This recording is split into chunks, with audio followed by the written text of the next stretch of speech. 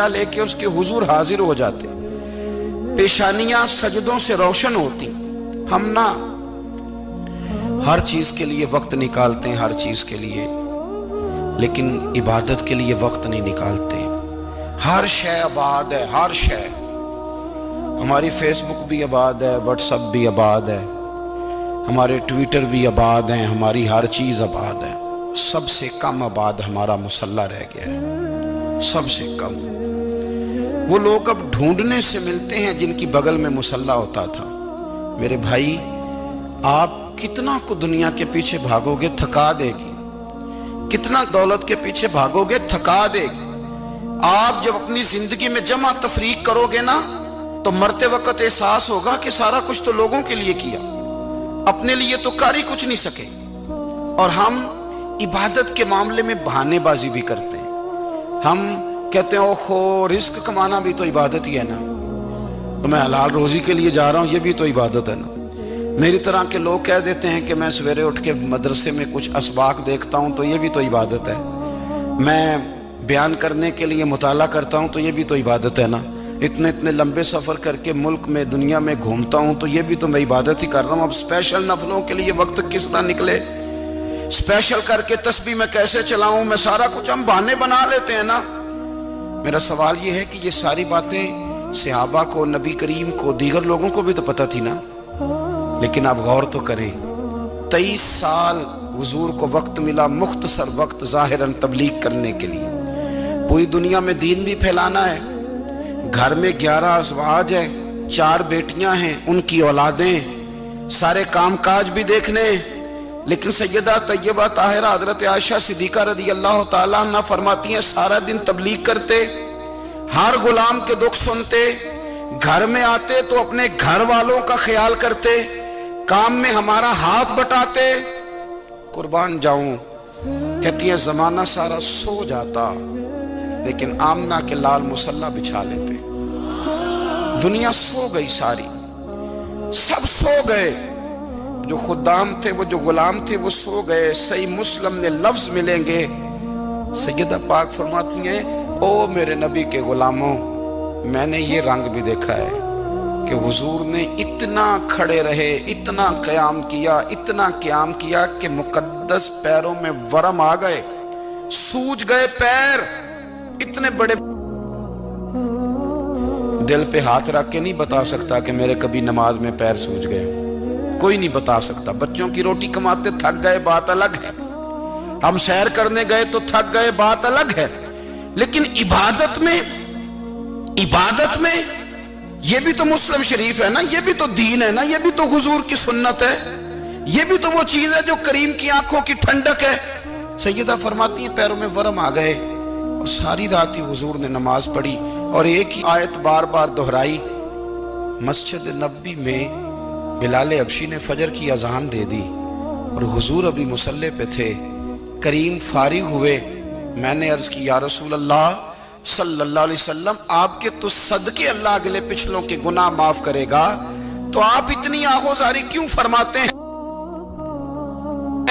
आप तो शफी हैं, आप तो अंबिया के इमाम हैं। तो हुजूर ने फरमाया, आयशा तुमने गिनवाया है ना मेरे अल्लाह की मुझ पर कितनी रहमत है। अफला अकूना अब्दन शुकूरा, फरमाया अगर उसने इतनी नेमतें दी हैं तो क्या मैं उसका शुक्रगुजार बंदा ना बनूं? मैं शुक्रगुजार बंदा ना बनूं उसका? फिर अगर इतनी नेमतें उसने दी हैं, मुझे इतना नवाजा है, तो फिर मैं उसके सामने सजदे ना करूं? ओ मेरे भाई, बड़े काबिल फख्र लोग हैं हम कि हम नबी पाक के गुलाम हैं। हम काबिल फख्र हैं कि नबी करीम के गुलाम हैं। क्या कभी इस गुलामी के शुक्राने में भी 2 नफल पढ़े कि या अल्लाह तेरा शुक्र है तूने हमें हुजूर का गुलाम बनाया? याद रखें कि अपनी रूहानी जिंदगी को आबाद करें, इस्तिगफार पढ़ें, तस्बीहात करें। हजरत अब्दुल्ला इब्न उमर रदी अल्लाह ताला अन्हु, हजरत उमर के साहिबजादे, मक्का मुकरमा में उनकी कब्र है। मैंने जब उन्हें पढ़ा तो मुझे उनसे बड़ा प्यार हो गया। लेकिन आपको पता है, वहां जाके किसी शख्स का मज़ार तलाश करना या पूछना एक मुश्किल काम होता है।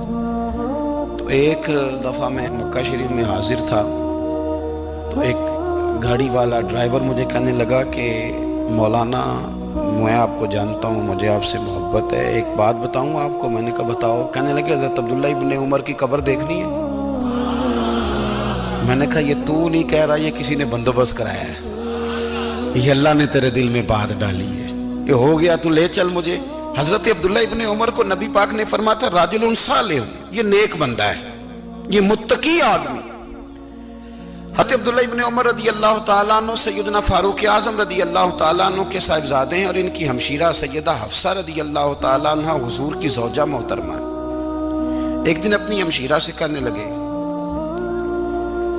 کہ نبی کریم صلی اللہ تعالیٰ علیہ وسلم گھر میں آئے نا، اور اگر حضور غم امت میں پریشان نہ ہوں، طبیعت کو حشاش بشاش دیکھو، تو ذرا پوچھنا تو صحیح حضور کا میرے بارے میں کیا خیال ہے، پوچھنا تو صحیح کہ کریم کی بارگاہ میں میرا کیا مقام ہے، میرے بارے میں حضور کیا فرماتے ہیں۔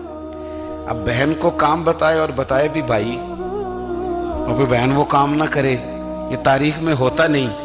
حضرت عمر فاروق رضی اللہ تعالیٰ عنہ کی صاحبزادی ام المومنین رضی اللہ تعالیٰ عنہ فرماتی ہیں کہ میں تو بس منتظر تھی، انہوں نے تو کہا تھا نا کہ اگر تم حشاش بشاش دیکھو تو بات کرنا، لیکن حضور تشریف لائے، میری باری تھی، میرے گھر تشریف لائے، کھانا پیش کیا تو فوراً میں نے عرض کی حضور ایک بات پوچھنی تھی، تو حضور نے فرمایا پوچھئے۔ میں نے عرض کی حضور میرے بھائی عبداللہ ابن عمر کے بارے میں آپ کا کیا خیال ہے؟ نوجوانوں میری بات پہ غور کرنا، میرے بھائی کے بارے میں آپ کا کیا خیال ہے؟ تو نبی کریم صلی اللہ تعالیٰ علیہ وآلہ وسلم نے میری طرف دیکھا، اور پھر حضور زیر لب تھوڑا مسکرائے، اور بریلی کے امام کہتے ہیں کہ حضور مسکرا دیتے تھے نا تو جو بڑا دکھی ہوتا تھا وہ بھی ہنس پڑتا تھا۔ اب سوال پیدا ہوتا تھا کہ پھر تو اس مسکراہٹ کے لیے انتظار کرنا پڑتا ہوگا کئی مہینے کہ حضور مسکرائیں تو رونے والے ہنسیں، تو اعلیٰ حضرت فرماتے نہیں، انتظار نہیں کرنا پڑتا، یہ مسکراتے رہنا تو حضور کی عادت ہے۔ جس کی تسکین سے روتے ہوئے ہنس پڑے، اس تبسم کی عادت پہ لاکھوں سلام۔ یعنی یہ تو عادت ہے حضور کی مسکراتے رہنا، اس کے لیے انتظار نہیں کرنا پڑتا۔ بھائیو آپ خیال رکھیں گے، غور کریں گے، حضرت عبداللہ ابن عمر رضی اللہ تعالیٰ عنہ کے بارے میں پوچھا تو سیدہ فرماتی ہیں کہ نبی کریم صلی اللہ تعالیٰ علیہ وسلم نہ زیر لب مسکرائے اور فرمایا حفصہ تیرا بھائی ہے تو اچھا، لیکن میں نے سنا ہے کہ عشاء کی نماز پڑھتا ہے تو فجر تک سویا ہی رہتا ہے۔ او نوجوانوں، 10 بجے تک سونے کی بات نہیں ہوئی، 9 بجے تک سونے کی بات نہیں ہوئی، 11 بجے اٹھنے کی بات نہیں۔ حضور فرمانے لگے میں نے سنا ہے کہ عشاء کی نماز پڑھ کے سو جاتا ہے اور فجر تک سویا ہی رہتا ہے، اسے چاہیے کہ تہجد کے وقت اٹھا کرے، اللہ کی بارگاہ میں حاضر ہوا کرے، آہوزاری کرے، سجدے کرے، عبادت کرے، اٹھتا ہے اور فجر میں جا کے اٹھتا ہے۔ حضرت جناب حفصہ رضی اللہ تعالیٰ عنہ کہتی ہے میں نے جناب عبداللہ ابن عمر کو پیغام دیا اور میں نے کہا میرے جوان بھائی سن، نبی پاک نے فرمایا ہے تو اچھا پر تہجد میں نہیں اٹھتا، نفل نہیں پڑھتا۔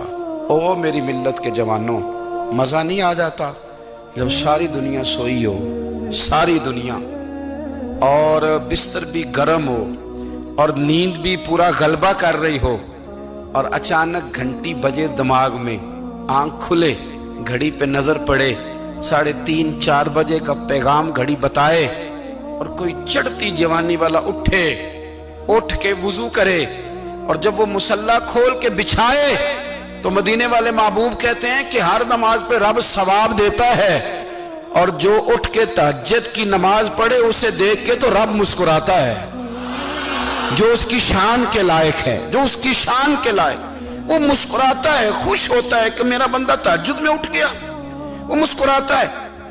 کاش ہماری صبحیں کبھی اپنے مالک کے نام ہو جائیں، کاش کے صبح۔ حضرت ابو الحسن رحمۃ اللہ تعالیٰ علیہ